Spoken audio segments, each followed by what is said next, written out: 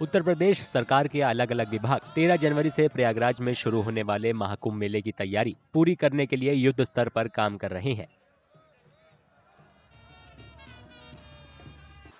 पिछले कुछ महीनों से श्रमिकों की बड़ी फौज दुनिया के सबसे बड़े धार्मिक मेले के सफल आयोजन के लिए शहर में लगातार काम कर रही है, जिसमें नदियों और सड़कों को चौड़ा करने और घाटों को समतल करना शामिल है।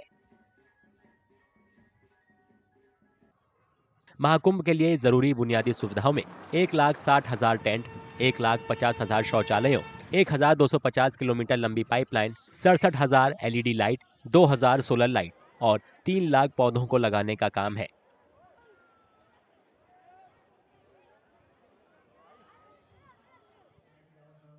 इसके अलावा 9 पक्के घाटों का निर्माण, नदी के तट पर 7 सड़कें, 12 किलोमीटर लंबे अस्थायी घाट और 7 बस स्टैंड भी बनने हैं।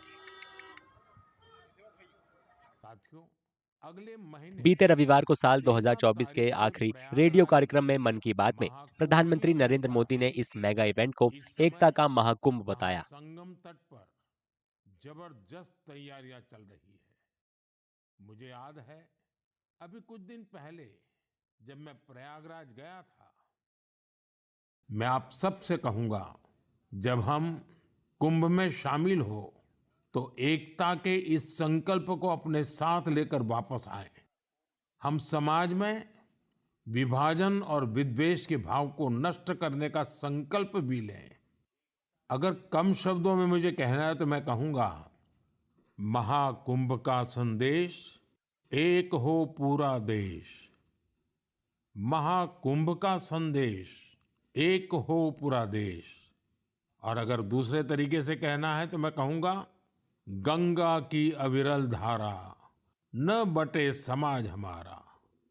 गंगा की अविरल धारा, न बटे समाज हमारा। इसलिए हर 12 साल में आयोजित होने वाला महाकुंभ 13 जनवरी से शुरू होकर 26 फरवरी को खत्म होगा। इस भव्य धार्मिक आयोजन के दौरान करीब 40 करोड़ लोगों के प्रयागराज आने की उम्मीद है।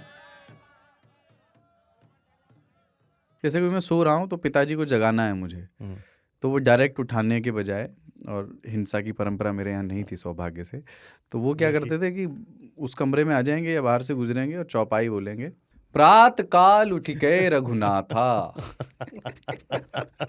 मात पिता गुरु नावई माता। कभी कभी मैं गुस्से में उठ करके, अरे पापा, चरण स्पर्श किया और सो गया। मैंने कहा अब मत उठाना।